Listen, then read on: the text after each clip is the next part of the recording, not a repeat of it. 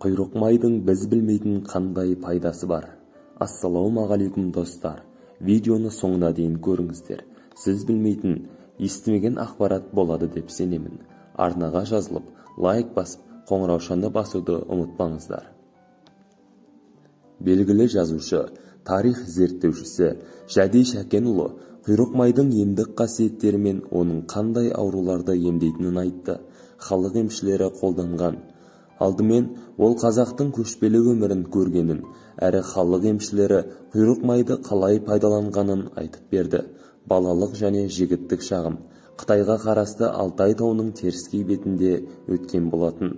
Қой баққан малшыларды, түйенің бұйдасын жетелеген көшті көрдім. Далада киіз үй тігіп, көктеу күзеу, жайлаудың не екенін біліп өстік. Соның арқасында құйрық майдың қалай пайдаланатынын білемін. Мысалы, 1983 жылы мен 16 жаста болдым. Осы уақытта әкем мен шешем қазақ емшілеріне баратын. Сонда оларға құйрық май қосып, дәрі жасап беретін дейді Қазақстан және Евразия жазушылар одағының мүшесі. Сондай-ақ Жәди Шәкенұлы дәрінің қалай жасалатынын, оның қандай ауруларды емдейтінін түсіндірді. Сәби сымбатты болып өседі. Құйрық май баланың жұмсақ, балғын терісін жұмсартып, қан айналымын реттейді. Жазушы нәресте қол-аяғын керіп созғанда, сәбидің буындары жазылып, денесі сымбатты болып өсетінін айтты.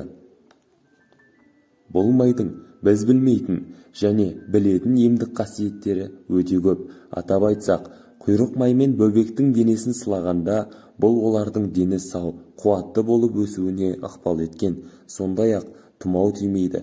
Сондықтан бұрындары нәрестенің аузына құйрық май салған дейді Жәди Шәкенұлы. Тұмауға қарсы таптырмайтын ем болып табылады. Сонымен қатар жазушы балалар мен ересектер салқын тигенде құйрық майды ыстық күйінде қасықтап ішсе, бұл адам ағзасына шипасын тигізетінін атап өтті. Құдайға шүкір, 8 балам бар. Олардың тамағы ауырғанда дәрі ішіп, жөтелі басылмай қойған кезде балаларыма құйрық майды ертіп бере қоямын. Бұл майды ерітудің 2 жолы бар. Біріншіден, құйрық майды еріткеннен кейін оны бірден пайдалануға болады. Екінші жолы, еріткеннен соң оның үстіне су құйып, біраз қайнату керек. Сонда піскен құйрық май болады. Оған сарымсақ қосып, біраз суыған соң 4-5 шай қасығын балға араластырып, балаға беру керек. Келесі күні балаңыздың тамағының ауырғаны басылып, сырылдағаны кетеді. Құйрық май таңып қойған. Сұхбат барысында Жәди Шәкенұлы бұл май туберкулез ауруын емдеу үшін де қолданылатынын айтты. Құйрық майдың басты қасиеті жұқпалы туберкулез ауруын емдеуінде. Ашытылған қымыздың ішіне құйрық майды сәл ғана күшәла салып араластырады. Кейін май қымызға сіңеді де сап-сары қою болады. Оны туберкулез, тыныс жолдары ауруларын емдеу үшін ішетін болған. Қазақ емшілігі дәстүрінде осындай тәжірибе бар, деп түйіндеді сөз жазушысы.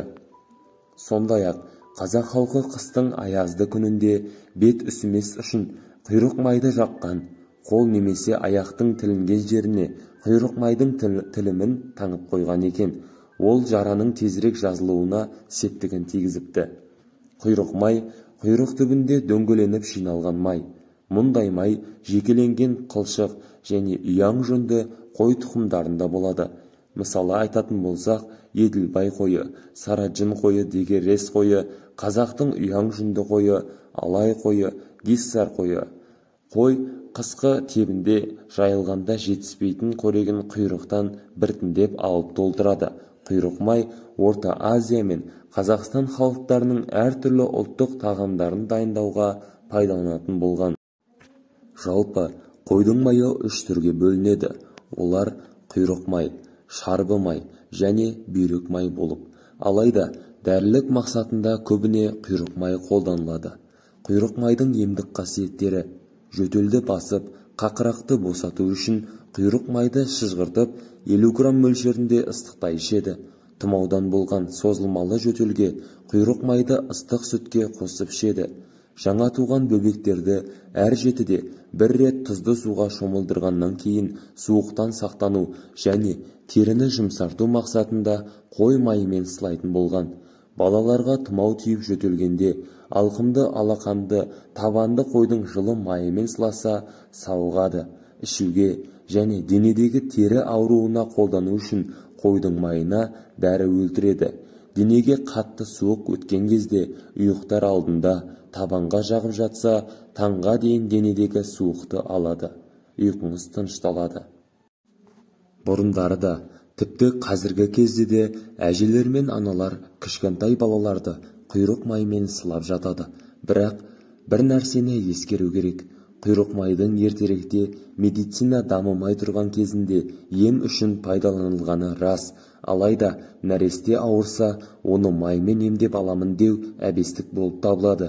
Әсіресе тұмауратып ауырып тұрған баланың кеудесін маймен мүлде сылауға болмайды. Өйткені баланың тыныс жолдары одан сайын қабынып, обструктивті бронхитке ұласып кетуі мүмкін. Сондықтан құйрық майды ем үшін пайдаланғанда бала денесінің температурасын ескеру керек. Сондай-ақ кейбір балаларда қойдың майына аллергия болуы мүмкін. Мұның бәрі баланың денсаулығына кері әсер етеді. Жаңа туған нәрестені қойдың майымен сылап, оны бесікке бөлуге болмайды. Баланың ыстығы көтеріліп, тыныс алуы нашарлап, ауруханаға түскеніне талай рет куә болдық дейді дәрігерлер. Достар, сіздерге ескерту. Не нәрсе, қандай нәрсе істемес бұрын, ең алдымен дәрігерлермен кеңесіңіз. Дәрігерлердің ақыл кеңесін алыңыздар. Егер бұл видео пайдалы болған болса, арнаға тіркеліп, лайк басып, жақсы комментарийлер жазуды ұмытпаңыздар. Және жақындарыңыз бен достарыңызға таратуларыңызды сұраймын.